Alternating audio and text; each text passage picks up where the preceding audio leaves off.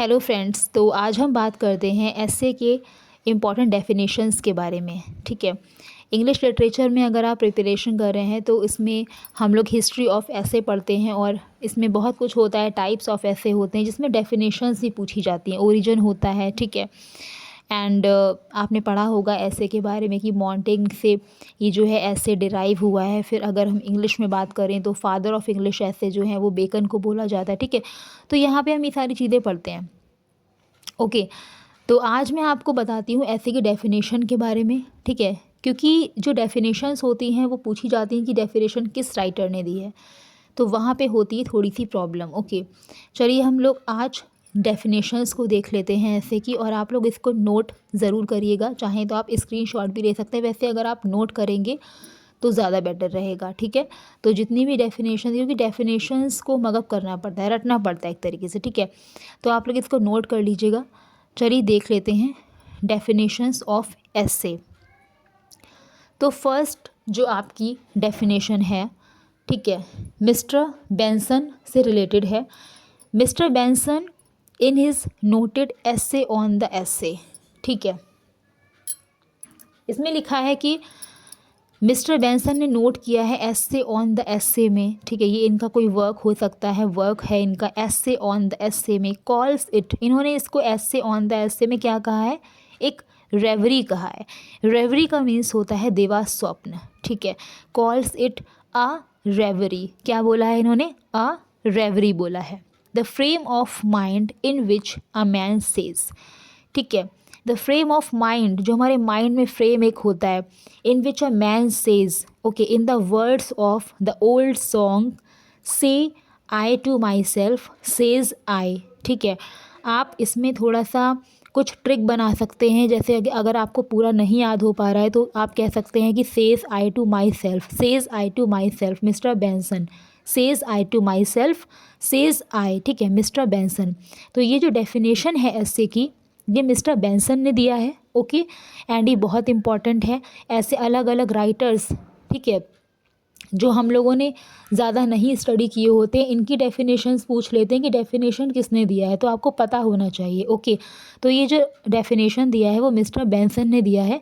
तो आपको अगर पूरा लर्न नहीं हो पा रहा है तो आप ऐसे भी कर सकते हैं, says I to myself says आई।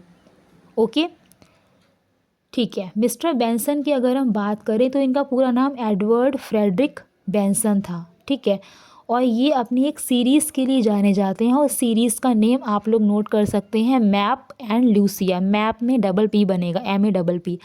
तो जो एडवर्ड फ्रेडरिक बेंसन थे, ये अपनी सीरीज़ मैप एंड लूसिया के लिए जाने जाते हैं। और इनकी एक दूसरी सीरीज़ भी है, ghost series. Okay, ghost series के लिए भी ये जाने जाते हैं मिस्टर बेंसन। ओके, तो नेक्स्ट हम बात कर लेते हैं मिस्टर ऑसबॉर्न के बारे में। ठीक है, मिस्टर ऑसबॉर्न एसे के बारे में क्या कहते हैं। Mister Osborne calls it a light gossipy article on a topical subject. तो ये जो डेफिनेशन दिया है ये मिस्टर ऑसबॉर्न ने दिया है। ठीक है, एंड अगर हम मिस्टर ऑसबॉर्न की बात करें तो इनका पूरा नाम जॉन ऑसबॉर्न है। ठीक है, जॉन ऑसबॉर्न है, और आपने इनका एक famous work look back in anger पढ़ा होगा। लुक बैक इन एंगर बहुत ही फेमस वर्क है, और ये भी एग्जाम्स में बहुत ही पूछा जाता है कि लुक बैक इन एंगर के राइटर कौन हैं। तो यस, जॉन ऑसबॉर्न इसके राइटर हैं। ठीक है, तो और आपको इनसे एक टर्म रिलेटेड और पता होना चाहिए, एंग्री यंग मैन, इसके अंडर में ये आते हैं। ठीक है, एंग्री यंग मैन, और इन्होंने लुक बैक इन एंगर को लिखा जॉन ऑसबॉर्न ने। ठीक है, नीचे लिखा है कि सैन्सबरी।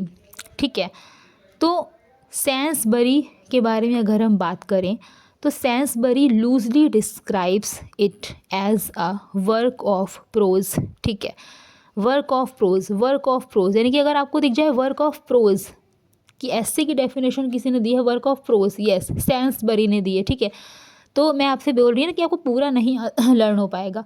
आप थोड़ा सा कुछ ट्रिक बना लीजिए, कुछ कीवर्ड्स आप लोग ले सकते हैं लर्न करने के लिए, याद रखने के लिए, ताकि आपको एग्ज़ाम में देखते ही एकदम रिकॉल हो जाए। ठीक है, तो सैन्सबरी, और अगर आपको पूरा याद हो रहा है तो बहुत अच्छी बात है, इससे अच्छी तो फिर कोई बात ही नहीं है अगर आपको लर्न हो जाता है। ठीक है, तो सैंसबरी ने डिस्क्राइब किया है इसको अ वर्क ऑफ प्रोज, और हम कह सकते हैं and more loosely still it has been called the after dinner monologue of an interesting and well informed man. ठीक है, तो आपने देखा होगा कि ये जो डेफिनेशन दिया है ये सैंसबरी ने दिया है। ठीक है, सैंसबरी के बारे में अगर हम देखें तो एक हिस्टोरियन थे, क्रिटिक भी थे, एडिटर भी थे।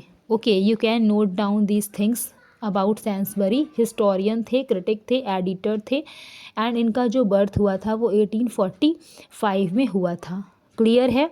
आगे की तरफ चलते हैं। आगे जो राइटर हैं वो हैं ह्यूज वॉकर। ह्यूज वॉकर क्या कहते हैं? अपारेंटली देयर इज़ नो सब्जेक्ट। ये कह रहे हैं कोई सब्जेक्ट ही नहीं होता है। अगर हम क्लियरली देखें तो अपारेंटली का मीन्स होता है स्पष्टतः। ठीक है, apparently there is no subject from the stars to the dust heap and from amoeba to man which may not be dealt with in essay. हम इसको एस्से की तरह डील नहीं करते हैं। Neither in respect of the manner of treatment is a range much less wide. ठीक है, तो इसमें आपको कीवर्ड ये मिल सकता है, इसको आप ऐसे लर्न कर सकते हैं कि stars to the dust heap, amoeba to man, इस तरह से आप इसको लर्न कर सकते हैं। ठीक है, अगर आपको नहीं लर्न हो पा रहा है फुल तो। ठीक है, तो ये जो डेफिनेशन दिया है ये डेफिनेशन ह्यूज वॉकर ने दिया है। ठीक है, यस। इसके बाद लास्ट जो है, ठीक है, नेक्स्ट एंड लास्ट है W.H. हडसन। ओके, तो W.H. हडसन एस्से के बारे में क्या कहते हैं? ये कहते हैं the true essay is essentially personal. जो ट्रू एस्से होता है ना, अगर वाकई में वो एक बढ़िया एस्से है, एक ट्रू एस्से है, तो वो एसेंशली पर्सनल होगा। It belongs to the literature of self expression. ये सेल्फ एक्सप्रेशन के संग बिलोंग करता है। ठीक है, लिटरेचर में सेल्फ एक्सप्रेशन इसमें आपको देखने को मिलेगा। अगर वो ट्रू ऐसे होगा तो ये W.H. हडसन कह रहे हैं ट्रेटाइज एंड डिसर्टेशन में भी ऑब्जेक्टिव।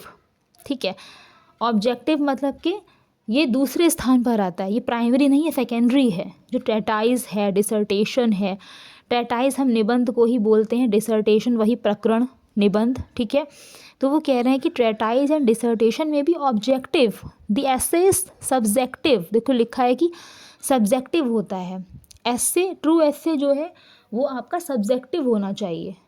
ठीक है, तो ये डेफिनेशन दिया है W.H. हडसन ने। ओके, सब्जेक्टिव मतलब कि जो सेल्फ एक्सप्रेशन के साथ आपको दिखाई दे। ठीक है, जो फीलिंग्स, अपनी फीलिंग्स को जाहिर करे, अपने एक्सप्रेशन, अपने एक्सपीरियंस के बारे में एस्से में एक्सप्रेस करे, तो वो हम कहेंगे सब्जेक्टिव है, वो ऑब्जेक्टिव नहीं है। ऑब्जेक्टिव मतलब कि दूसरे की बात हो रही है, सब्जेक्टिव मतलब कि खुद की बात हो रही है।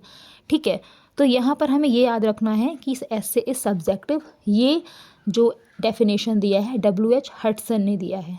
ठीक है, तो आई थिंक आपको समझ में आया होगा अच्छे से, और अगर नहीं आपको समझ में आया है तो आप लोग इसको दोबारा से देख सकते हैं और इसको नोट भी कर सकते हैं। ठीक है, फिर से बता देती हूँ, जो मिस्टर बेंसन का है उसमें आप याद कर सकते हैं says I to myself, says I. Okay, Osborne का तो सिंपल है, गॉसिपी आर्टिकल इन्होंने कहा है, गॉसिपी आर्टिकल। ठीक है, सैंसबरी ने जो कहा है इनफॉर्म्ड मैन करके कर सकते हैं, लूजली इनका एक वर्ड आ रहा है, लूजली स्टिल।